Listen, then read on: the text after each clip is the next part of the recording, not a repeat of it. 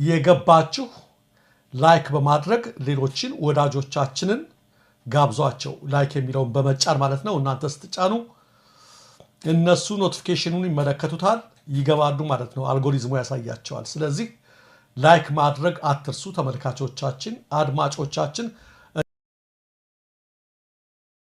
ሰላም ጤና ይስጥልን። ክቡራን ተመልካቾቻችን፣ አድማጮቻችን ይህ ደር ፕሬስ ነው። ከሰዓቱ አበይት መረጃዎች ጋር እኔ ደረጃ ሀብተወልድ ነኝ።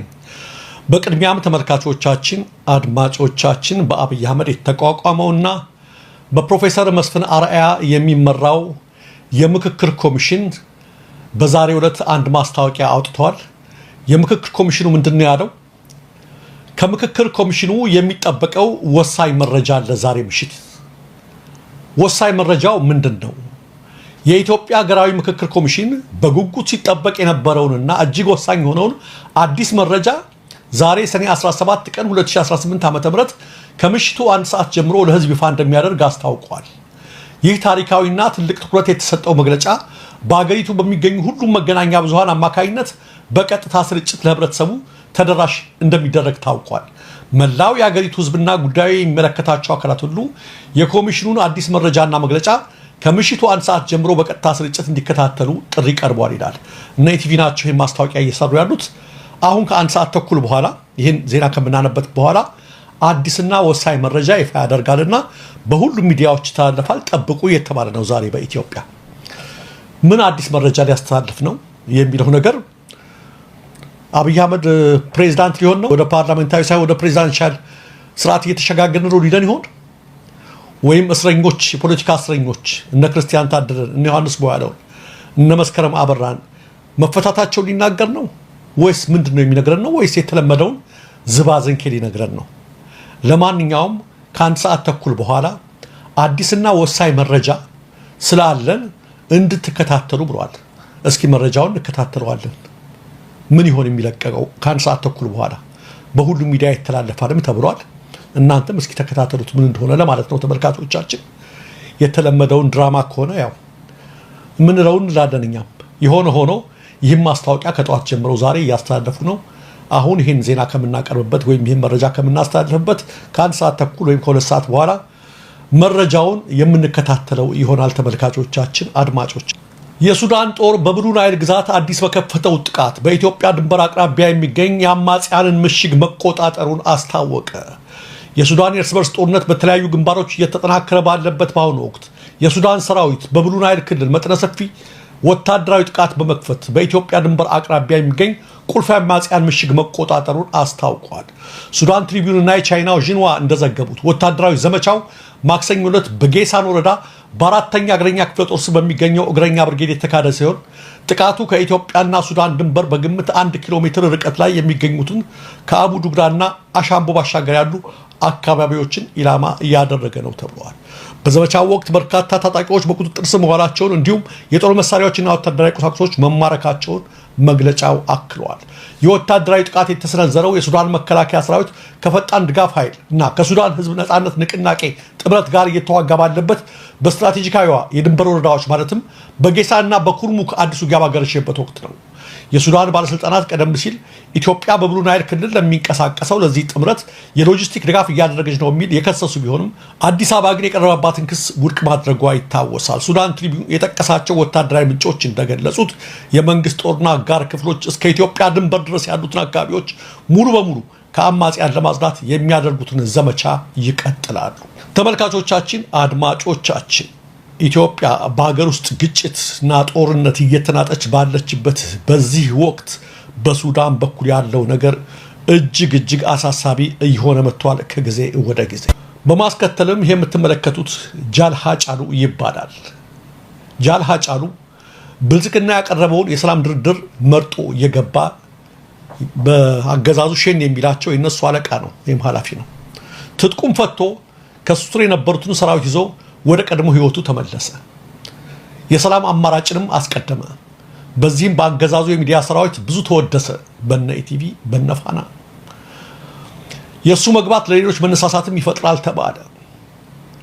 ብዙም ሳይቆይ ሆኖም አሰሩት። ወደ ማሳቀያ ጣቢያ ወሰዱት። በእያንዳንዷ ቀን ደበደቡት። አሰቃዩት። በድብደባው አልሞት ሲላቸውም እስር ቤት ውስጥ በተኛበት በክላሽ ተኩሰው ገደሉት። ጃል ሃጫሉ ተገደለ። ከዚህ በላይ ምን ግፍ አለ? ሰላምን አምኖ የሽግግር ፍትህን ጠብቆ የመደራደሪያ ነጥቦችን ተማምኖ ትጥቁን አስረክቦ ለሰላም አማራጭ ቅድሚያ የሰጠን ታጋይ በዚህ መልኩ አሰቃይቶ መግደል የብልጽግናን ጭካኔ እጅግ የተለየ ያደርገዋል። ተመልካቾች ከዚህ በኋላስ አገዛዙ ማንን ያምናል ይላል ፍንፍኔ ፕሬስ። የጃል ሃጫሉን ዕጣ ፈንታ እያየ ማን ለሰላም ሲል እጁን ይሰጣል? ማንስ ተማምኖ ማን ትጥቁን ይፈታል? ኢትዮጵያ ውስጥ የሰላም አየር እንዳይሰፍን የሚፈልገው አገዛዙ ነው የምንለውም በምክንያት ነው ሲል ጽሑፉን ይቋጫል። ለዚህ ነው አንዳንዴ እነ ደብረ ጽዮን ከብልጽግና ጋር መደራደር ማለት መበላት ነው የሚሉት ያውቁታል። ካሁን በፊት እነ ማስረሻ ሰጤን ተማምነው የመጡ አብረው የመጡት 5 ነው 6 መገደላቸውን ነግረናቸዋል። ገና የነሱም ዕጣ አይታወቅም። ብልጽግና ጋር ድርድር ማለት መበላት ነው መገደል ነው ይላሉ እነ ደብረ ጽዮን። ለዚህ ነው ዞር በሉ ያሏቸው እስካሁን ድረስ ማለት ነው። ሌሎችም ብልጽግናን አምነው የገቡትን በጊዜ ሂደት እናያቸዋለን። ኢቭን ከነጌታቸው ከነጻድቃን ጨምሮ ተመልካቾቻችን የቀድሞው ኢታማጆር ሹም እንዲሁም የቲዲኤፍ ዋና አዋጊ አሁን የብልጽግና አንድ ክንፍ የሆኑት ጀነራል ጻድቃን ገብረተንሳይ ቲቢኤስ ከተባለው ሚዲያ ጋር ባደረጉት ቃለ ምልልስ የሚከተለውን ብለዋል። በትግራይ የወጣው አዋጅ አንድ መንግስት ወደ ፋሺስትነት ካልተቀየረ በቀር የሚያወጣው አይደለም። የነደብረ ጽዮን ቡድን በትግራይ ክልል እየተከተሉት ያሉት ስልት ሻዕቢያና ደርግን የሚያስንቅ አፈና ነው ያሉት ጀነራል ጻድቃን። ጀነራል ጻድቃን ይቀጥላሉ። አንዲት ላም የወለደችው ጥጃዋ ድንገት ሲሞት ነገር ግን ወተቷን ማለብ ስትፈልግ የሟቿ ጥጃ ቆዳ ገለባ ሞልተህ ለእናቲቱ ታሳያታለህ። ይህን የምታደርገው ላሟ ወተት እንድትሰጥህ ነው። ከዚያ በኋላ ታለባታለህ። አርሴ ይባላል ይህ አሰራር። ሁሉም ሰው ያውቀዋል። በትግራይም እየሆነ ያለው ተመሳሳይ ነው። የፖለቲካና የወታደራዊ መሪዎች በወታደራዊ መሪዎች ጫና የቀድሞዋ ህወሓት ለህዝቡ ያሳዩትን ህዝቡን ይበዘብዙታል። ትግራይንም ያልቧታል አልቧታልም። ስንት ወንጀል ፈጽመዋል። በወንጀላቸው መቀጠልና መጠየቅም ይፈራሉ በማለት ተናግረዋል። የቲቢኤስ ጋዜጠኛ ወዲያው ይህን በማድረግ በስልጣን መቀጠል ይችላሉን ብሎ ይጠይቃቸዋል። ጀነራል ጻድቃንም ምን ብለው ይመልሳሉ? ደርግ እንዳልቀጠለ ሁሉ እነሱም አይቀጥሉም የሚል ምላሽ ይሰጣሉ። ተመልካቾቻችን፣ አድማጮቻችን እንግዲህ በትግራይ ወታደራዊ አፈና ተጀምረዋል፣ የግዳጅ ምልመላ ተጀምረዋል የሚል ሂውማን ራይትስ ዎች አውግዟል። እንደዛ አይነት ነገር አለ። ነገር ግን በጧቱ ውይይታችን እንደተናገርኩት ይሄ ከብልጽግናዎች ሲመጣ ለመስማት ይቀፋል ነው። በትግራይ ከተደረገው ወታደራዊ ግዳጅ ባሻገር ብልጽግና የድሃ ልጆችን አፍኖ አጉሮ አሰቃይቶ በግዳጅ ወስዶ እያስገደለ ነው 4 ዓመት ሙሉ ያለ ማቋረጥ። ስለዚህ አፈሳ የሚበረታታ አይደለም። መወገዝ ያለበት ተግባር እንደሆነ እናውቃለን። ነገር ግን ብልጽግና ጎን ቆመው እነሱ ይሄን ማለት አያምርባቸውም። ነፃ ጻድቃንም ጭምር ማለት ነው። ለጦርነት እየተዘጋጃቸው ራሳቸው የአብይ አህመድ ዙፋን ለማስቀጠል በአንድ ግንባር ጦርነት እየከፈታችሁ አይደል እንዴ? ስለ ሰላም ከተናገራችሁ በሰላም ነው መነጋገር ያለባችሁ። ስለዚህ እናንተ ስትሉት ያስቀይማል፣ ያጸይፋል። ደግሞ የትግራይን ወጣት ካስጨረሱት መካከል አንዱ እርሶ መሆኑንም አይዘንጉ። ጀነራል ጻድቃን ዋነኞቹ የጦሩ መሪ እናንተ ነበራችሁ። ስለዚህ ዛሬ ጻድቅ አትጫዋቱ፣ ፈሪሳዊ አትጫዋቱ ለማለት ነው። ተመልካቾቻችን በእናንተ ሲነገር ይሄ ነገር ያጸላል። እናንተ የሰላም ሐዋርያን ሁን ስትሉ አይዋጠንም ለማለት ነው። ተመልካቾቻችን፣ አድማጮቻችን ሌላው በሰላሌ የአርሶ አደር መንደሮች እየተቃጠሉ እንደሆነ በትናንትናው ዕለትም ዘግበናል። በዛሬው ዕለትም የቪዲዮ መረጃዎች ደርሰውናል። እንደምትመለከቱት ነው እንግዲህ የብልጽግና ሚሊሻዎች፣ የኦሮሚያ ልዩ ኃይሎችና ወታደሮች ሳይቀሩ ልጆቻቸውን ለኦላ ወይም ለኦሮሞ ነጻነት ሰራዊት አሳልፈው ሰጥተዋል ወይም ሄደዋል ያሏቸውን የአርሶ አደሮች መንደርና ቀዬ በዛሬው ዕለትም ማቃጠላቸውን እንደቀጠሉ ከስፍራው ተያይዞ የደረሰን ተንቀሳቃሽ ምስል ማስረጃ ያመለክታል። ተመልካቾቻችን የቱርክ መንግስት የማር ገብርኤል ገዳም መሬቶችን ለሶሪያ ኦርቶዶክስ ቤተክርስቲያን መለሰ።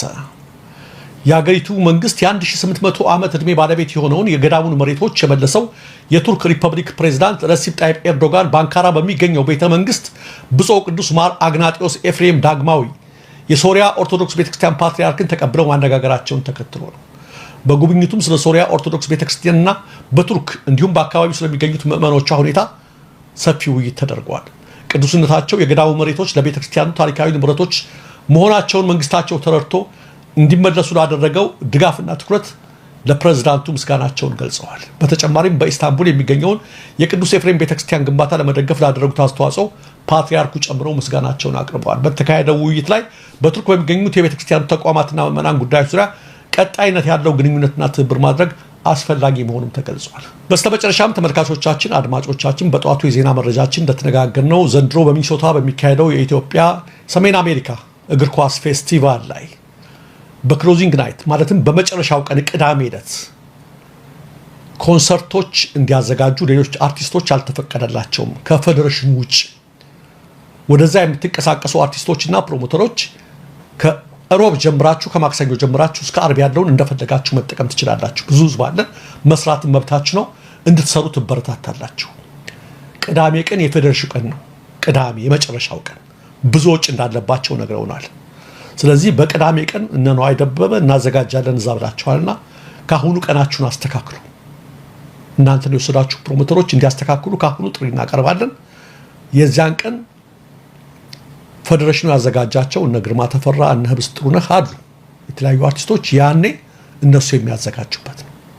ስለዚህ ወደ ዛው የምታቀኑ ኢትዮጵያን በሙሉ በመጨረሻው ቀን ቅዳሜ ኮንሰርት መግባት ከፈለጋችሁ ማለት ነው የራሳችሁ ፍላጎት ነው መግባት ከፈለጋችሁ ራሳችሁንም ተዝናንታችሁ ፌዴሬሽኑም የምታግዙት ፌዴሬሽኑ የሚያዘጋጀው ኮንሰርት ስትገቡ ብቻ ነው።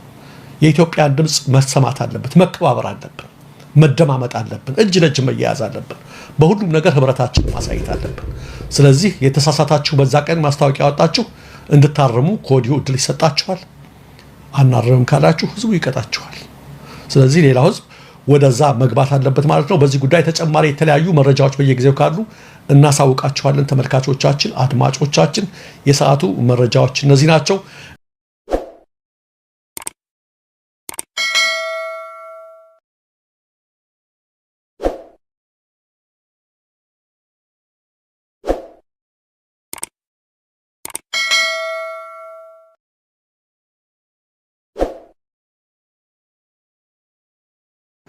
አሰላሙ አለይኩም ወራህመቱላሂ ወበረካቱ። ሰላም ጤና ይስጥልኝ። የተወደዳችሁ የተከበራችሁ ቻናሌ ቤተሰቦች እንዴት ናችሁ? ሰላም ናችሁ? ማሻአላህ ዛሬ ይዤላችሁ የመጣሁት እሸት ነው። በቆሎ ይሄን የመሰለ ያማረ ቆንጆ ማለት ነው። አያምርም? ማሻአላህ ተባረካላ በሉ እና አይጄላችሁ የመጣሁት እሱን ነው ማለት ነው። እዚህ አረብ ሀገር ላይ መቼም እሸት መቼም አይጠፋም፣ ሁሌም እንዳለ ነው ማለት ነው። እንደኛ ሀገር በአመት ሳይሆን ማለት ነው። ዛሬ ደግሞ ከጎረቤት የመጣልን በቆሎ ነው ማለት ነው። ያው እነሱ መዝራት ስላላቸው እንግዲህ ከጎረቤት መጥቶልን አሁን ሊቀቅል ነው ማለት ነው። በጣም የሚያምረውነት ለመናገር በጣም የያዘ ነው ማለት ነው። አንዳንዱ በደንብ አይዝም፣ ይሄ በደንብ የያዘ ነው። ማሻአላህ አላህ ይባርክላቸው። በጣም አሪፍ ነው ላቻለው እና ቪዲዮን ላይክ እና ሼር ያረጋችሁ ጀምሩት ማለት ነው። በቀንነት ለቤት ያድሰው ናችሁ ደውል ምልክቷን መንካቱንም እንዳራሱ እያልኩኝ እንግዲህ ዛሬ አሁን ደግሞ ይሄንን እንትኑን ቆዳውን ሁሉ ነገሩን አንስቼ ሁሉንም ነገር ያው ጸጉሩ ምኑም እንዳይኖረው በደንብ ማዝዳት አለባችሁ። ከዛ እኔ ደግሞ የሚቀቅለው በደቅጥ ነው ማለት ነው። በትልቁ ግድር ነው እንትን ማረገው እና በሱ መልኩ እንትን አድርጌ ያወጣዋለሁ፣ አሳያችኋለሁ። በጣም አሪፍ ነው። በትልቁ ድስት ካረጋችሁ አይቆይም እና በጣም እንደያዘ አንዷን ከፍቼ ሳያት በጣም ይዟል ማለት ነው። እውነት ለመናገር ማሻአላህ ተባረከላ። በጣም ጣዕሙ ራሱ በጣም ነው የሚጣፍጠው እና በጣም ቆንጆ ነው ማለት ነው። አሁን እሱን ሁሉ ነገሩን ሊጬ አስተካክዬ እመለስላችኋለሁኝ። ከዛ ደግሞ አብረንም እንቀቅለዋለን። ያው በቆሎ መቀቀል የሚያቅተው አለ ብዬ አላስብም። አረብ ሀገር ያለ ሁሉም እንግዲህ ይቀቅላል ማለት ነው። አሁን እስቲ እንዴት እንደያዘ ላሳያችሁ አንድ ማለት ነው። አያችሁት? ማሻአላህ ተባረከላ። እውነት ለመናገር በጣም ነው የያዘው። ማሻአላህ በጣም አሪፍ ነው ማለት ነው። ቆንጆ ነው። እና አሁን ሊጬ ጨርሼ ሁሉንም ነገር አስተካክላለሁኝ። ከዛ በትልቁ በደቅጡ ዝም ብላችሁ በድስት ካረጋችሁት አይበስልላችሁም እና ጊዜ ይጨርሳል ማለት ነው። በዛኛው ድስት ካረጋችሁት ግን አንደኛ ጋዝ ይቆጥባል፣ ሁለተኛ ደግሞ ቶሎ ነው የሚያልቀው። ቶሎ ነው ልጆቹ ደግሞ በጉጉት ስለሚጠብቁት በጣም ነው የሚያጣጥፉት። ለዛ ስለሆነ እኔ ትንሽ የወተት አርጌ በጣም ጣፍጣል ወተት አርጋችሁ ሳይሉም ካላችሁ ፓውደሩም ካላችሁ እኔ ፓውደሩን ነው ያረኩት። እሱን አርጌ እንግዲህ በውሃ አርጌ ሁሉንም ነገር አርጌ እንትን አረጋለሁ። ኢንሻአላህ ልጫጩ እንጂ ዲጬ ሁሉ ነገር ጨርሼ ይመለስላችኋለሁኝ ቤተሰቦቼ ማለት ነው። በዚህ መልኩ አርጌዋለሁኝ አሁን ከዛ በድስቱ አረጋዋለሁኝ። በትልቅዬ ድስት ነው መቀቀለው በዚህ ማለት ነው ደቅ ማለት ነው። በሱ ውሃ ሙሉት አርጌ እንግዲህ ረታትቤ ያረጋውና ከዛ ትንሽ ጨው አረግበታለሁ ማለት ነው ቶሎ ሊበስል በዛ ላይ ደግሞ ጣዕም ይኖረዋል። ከዛ ውሃ ሞልቼ በደንብ አርጌ ዘግታችሁ ከዛ በኋላ እንግዲህ ቶሎ ነው የሚመስለው ነው ለማናገር ጊዜ ራሱ አይጨርስም ማለት ነው። እዛ ላይ ካረጋችሁት በኋላ እንግዲህ ጨርሳችሁ ካረጋችሁት በኋላ ከበሰለ በኋላ እንግዲህ በትኩስነቱ ሲበላ ነው የሚጣፍጠው ነው ለማናገር ማለት ነው። አሁን ድስት ላይ ያረኩት ነው አፈን ድስት ላይ ሁሉንም ጨርሼ አርጋለሁኝ እና ከዛ ውሃ ሞላዋለሁኝ ከዛ እጥይተዋለሁ ማለት ነው። ከዛ በኋላ ምን ይደረጋል ይበላል ማለት ነው አይደል? ቤተሰቦቼ ወዳችኋለሁኝ። ቪዲዮን ላይክ አርጉ። ወሰላሙ አለይኩም ወራህመቱላሂ ወበረካቱ። ቪዲዮን ላይክ ማድረጉ